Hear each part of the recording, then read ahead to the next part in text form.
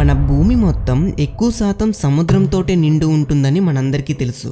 భూమి మొత్తం మీద 71% సముద్రమే ఉంది. మన భూమి మీద 7 ఖండాలు 5 మహాసముద్రాలు ఉన్నాయి. ఈ 5 మహాసముద్రాల్లో అతి పెద్దది పసిఫిక్ మహాసముద్రం. ఇది ఉన్న 71%లో 30% ఈ పసిఫిక్ ఓషనే ఉంటుంది. అంత పెద్దది ఈ పసిఫిక్ ఓషన్. అంటే మన భూమిపై ఉన్న అన్ని కాంటినెంట్స్ కలిపినా కూడా వాటికంటే పెద్దది ఈ పసిఫిక్ ఓషన్. ఈ మహాసముద్రంలో తుఫాన్లు, సుడిగుండాలు, పెద్ద పెద్ద అలలతో చాలా భయంకరంగా ఉంటుంది. అలాంటి ఈ సముద్రంలో ఒక మనిషి తప్పిపోతే బ్రతికి తీరానికి రావడం అనేది అసాధ్యం. కానీ ఒక వ్యక్తి 1-2 రోజులు కాదు, దాదాపు 438 రోజులు పసిఫిక్ ఓషన్ మధ్యలో గడిపాడు. అంతేకాకుండా బ్రతికి ప్రాణాలతో బయటపడ్డాడు. అతన్ని మీరు ఈ ఫోటోలో చూడొచ్చు. ఇతను అన్ని రోజులు సముద్రంలో ఎలా గడిపాడు, ఎలా జీవించి ఉన్నాడు అనే దాని గురించి ఈ వీడియోలో చెప్తాను, జాగ్రత్తగా వినండి. వీడియోలోకి వెళ్లే ముందు లైక్ అండ్ సబ్స్క్రైబ్ చేసుకోవడం మర్చిపోకండి. అసలు అతను సముద్రంలో ఎలా తప్పిపోయాడు, అన్ని రోజులు ఆ మహాసముద్రంలో ఎలా జీవించాడు, ఎన్ని కష్టాలు పడ్డాడు, అతని ఆకలిని దాహాన్ని ఎలా తీర్చుకున్నాడు, అన్ని రోజులు ఎన్నో కష్టాలు ఎదుర్కొని చివరికి నేలపై ఎలా అడుగుపెట్టాడు. అతను ఆ సముద్రంలో 14 నెలల పాటు ఎన్నో కష్టాలు పడ్డాడు. చివరికి అతని ప్రాణాలతో బయటపడ్డ తర్వాత పోలీసులు అతన్ని ఎందుకు అరెస్ట్ చేశారు, ఇవన్నీ ఈ కథ వినే కొద్దీ మీకే అర్థమవుతూ ఉంటాయి. అందుకనే ఈ వీడియో ఎక్కడ స్కిప్ చేయకుండా లాస్ట్ వరకు చూడండి, ఇంట్రెస్ట్ గా ఉంటుంది. 2012 నవంబర్ 17 మెక్సికోకి చెందిన వ్యక్తి. అతని పేరు జోస్ సాల్వడార్ అల్వరెంగా. ఈ వ్యక్తికి ఫిషర్ మ్యాన్ గా ఎంతో ఎక్స్పీరియన్స్ ఉంది. అలా ఒక రోజు సముద్రంలోకి చేపలు పట్టేందుకు వెళ్ళాలని అనుకుంటాడు. తిరిగి 30 గంటల్లో మొత్తం ముగించుకొని వెనక్కి రావాలని ప్లాన్ చేసుకుంటాడు. అయితే అతనితో రెగ్యులర్ గా వెళ్లే అతని పార్ట్నర్ ఈసారి అతనితో వెళ్ళలేదు. అతనికి వేరే పని ఉండడంతో అలా అతని ప్లేస్ లో వేరొక వ్యక్తి వెళ్ళాడు. అతని వయసు 23 ఏళ్లు. అతని పేరు కోర్డోబా.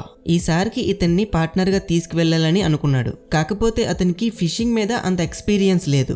అలా వాళ్ళిద్దరూ ఒక చిన్న బోట్ లో ప్రయాణాన్ని మొదలుపెట్టారు. తిరిగి 30 రోజుల్లో వెనక్కి వద్దాం అనుకున్నారు కాబట్టి బోట్ లో అంత ఎక్విప్మెంట్ కూడా లేదు. కేవలం చేపలు పట్టిన తర్వాత వాటిని స్టోర్ చేయడానికి ఒక ఐస్ బాక్స్, ఒక రోజుకి సరిపడా ఫుడ్ ని తీసుకువెళ్లారు. అలా వెళ్తూ వెళ్తూ వాళ్ళు వెళ్లాలనుకున్న ప్లేస్ రావడంతో బోట్ ఆపి చేపలు పట్టడం మొదలు పెట్టారు. అలా మంచి చేపలు పడడంతో ఇంకా ముందుకు వెళ్తారు. అలా తీరానికి 100 కిలోమీటర్ల దూరం వెళ్ళిపోతారు. అలా అక్కడ చేపలు పడదామనేసరికి కొద్దిసేపటికే సముద్రంలో భారీ తుఫాన్ మొదలైంది. ఇంకా భయంతో వాళ్ళిద్దరూ వచ్చిన పనిని ఆపేసి బోట్ ని తీరం వైపు తిప్పారు. అలా అతనుకున్న ఎక్స్పీరియన్స్ కారణంగా బోట్ ని తీరానికి దగ్గరగా తీసుకువచ్చాడు. అలా తీరానికి దగ్గరగా ఉన్న సమయంలోనే బోటుకున్న ఇంజిన్ పాడైపోయింది. ఇంకా వెంటనే ఈ జోస్ అల్వరెంగా దగ్గరున్న 2-వే రేడియోని ఉపయోగించి అతని పరిస్థితిని అతని యజమానికి చెప్పడానికి ప్రయత్నించాడు. కానీ అదే సమయానికి ఆ 2-వే రేడియో కూడా పనిచేయడం మానేసింది. ఇంకా చేసేదేమీ లేక ఆ బోట్ లో ఇద్దరు కూర్చొని ఉన్నారు. కానీ తుఫాన్ కారణంగా వాళ్ళ బోట్ అనేది తీరానికి చాలా దూరం వెళ్ళిపోయింది. అలా కొద్ది సమయంలోనే ఆ 2-వే రేడియో ద్వారా ఇచ్చిన సమాచారం యజమానికి చేరింది. వెంటనే యజమాని పోలీసులకి ఇన్ఫార్మ్ చేసి సెర్చ్ ఆపరేషన్ మొదలు పెట్టారు.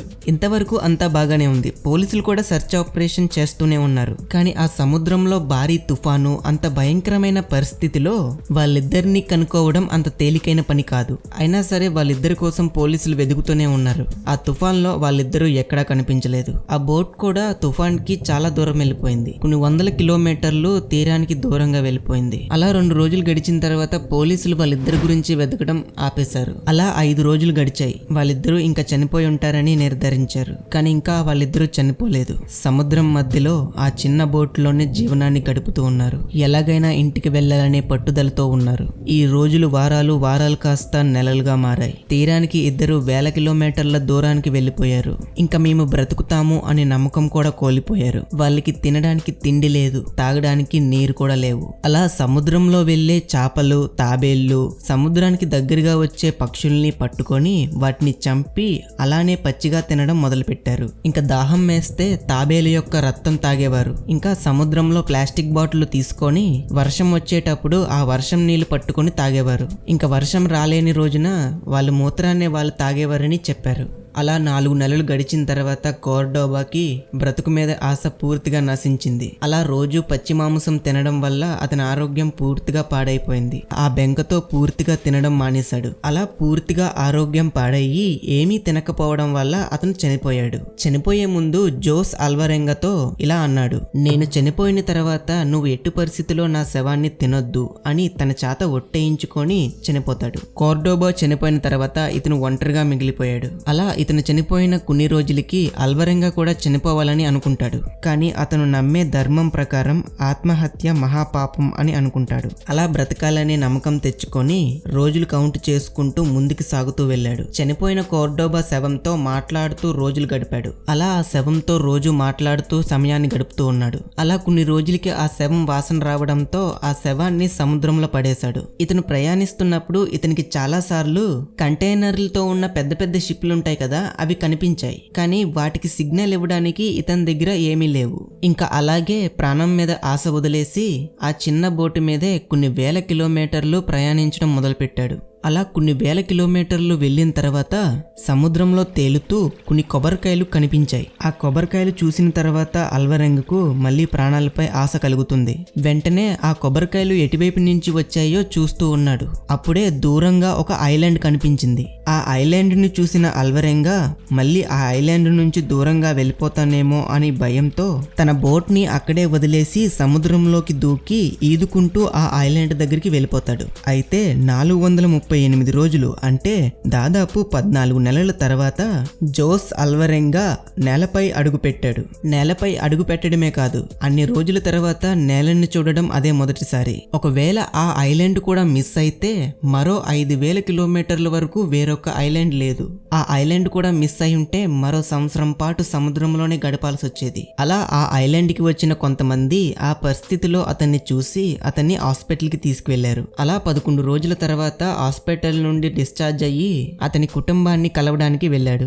అతన్ని చూసిన కుటుంబం మొత్తం ఆశ్చర్యపోయింది. కాకపోతే ఇక్కడ చిన్న ట్విస్ట్ ఏంటంటే దాదాపు 438 రోజుల తర్వాత వెనక్కి వచ్చిన అల్వరెంగాను పోలీసులు అరెస్ట్ చేశారు. ఎందుకంటే అతనితో పాటు సముద్రంలోకి వెళ్లిన కోర్డోబాను ఇతనే చంపి తినేశాడని అతని కుటుంబ సభ్యులు కేసు వేశారు. అలా ఒక సంవత్సరం గడిచిన తర్వాత ఆ కేసు నుండి నిర్దోషిగా బయటకు వచ్చాడు. ఈ విధంగా 30 గంటలు కాస్త 438 రోజుల పాటు నరకయాతన అనుభవించి మొత్తానికి ప్రాణాలతో బయటపడ్డాడు. చాలా మంది చిన్న చిన్న విషయాలని కూడా కష్టాలనుకొని బాధపడుతూ ఉంటారు. అలాంటి వాళ్ళకి ఈ వీడియోని షేర్ చేయండి. ఈ వీడియో మీకు ఎలా అనిపించిందో కామెంట్ లో చెప్పండి. ఈ వీడియో నచ్చితే లైక్ చేయడం మర్చిపోకండి. అండ్ ఇంకా ఎవరైనా ఛానల్ ని సబ్స్క్రైబ్ చేసుకోకపోతే సబ్స్క్రైబ్ చేసుకోండి. అండ్ కుదిరితే మీకు తెలిసిన వాళ్ళందరికీ ఈ వీడియోని షేర్ చేయండి. ఈ వీడియో ఇక్కడి వరకు చూసిన ప్రతి ఒక్కరికి థ్యాంక్ యూ సో మచ్. మరొక వీడియోతో మళ్ళీ కలుద్దాం. జై హింద్. జై హింద్.